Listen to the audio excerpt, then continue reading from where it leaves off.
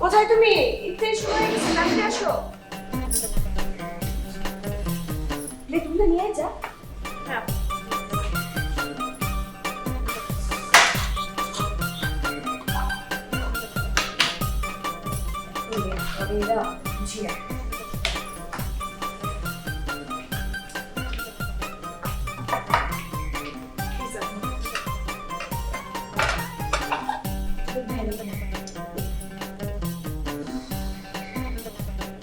কি অবস্থা, সব রেডি? হ্যাঁ, সময় কিন্তু বেশি নাই।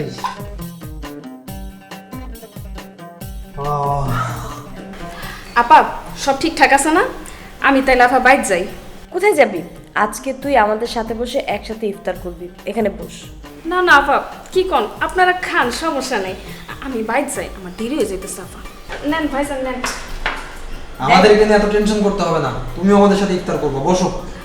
না ভাইজান, আমার না দেরি হয়ে যেতেছে। দেখ, তোকে বলেছি না আজকে তুই আমাদের সাথে ইফতার করবি, তুই এখানে বস। আচ্ছা, বুঝতে পেরেছি, বাসায় তোর বাচ্চা আছে, তাদেরকে রেখে তোর এই খাবার গলা দিয়ে নামবে না, তাই তো? আমি এতটাও খারাপ নই। ইফতার খাওয়ার পর তোর বাচ্চার জন্য আমি পর্যাপ্ত ইফতার দিয়ে দেবো, তুই ওটা নিয়ে কোনো টেনশন করিস না, এখন চুপচাপ বস। আপা আপনারা বড়লোক মানুষ, আমরা গরিব মানুষ, আপনাগুলোকে কি আমার এই জায়গায় বসার শোভা পায়? আপনারা খান, কোনো সমস্যা নেই, আমি নয় বাড়িতে যাই আপা। এই মেয়েটা বেশি কথা বলে, বসো এখানে, বসে আমাদের সাথে ইফতার করো। আচ্ছা ঠিক আছে, তাহলে আমি নিচে বলি। এই, তোকে আমি নিচে বসতে বলেছি, এত পাকনামি করিস কেন সবসময়?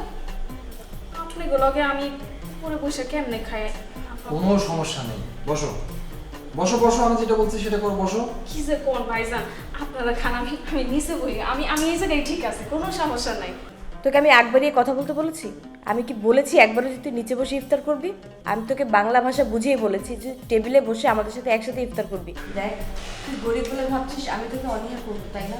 তুই গরিব, তাতে কি হয়েছে? আমরা তো সবাই মানুষ, আর আমাদের গায়ে তো লেখা নেই কে গরিব কে ধনী, তাই না? তুই চুপচাপ বস তো, এখন আজান দিবে আর কথা বাড়াস না।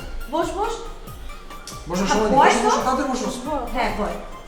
ভাইজান বসো।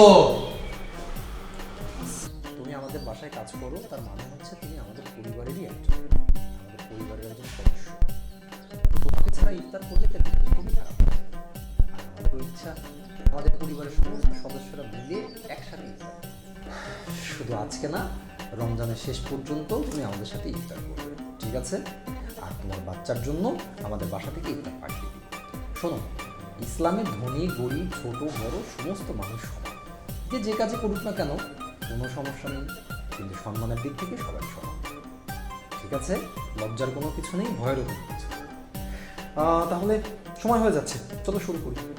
আফা ভাইজান, আপনারা আসলে অনেক ভালো মানুষ।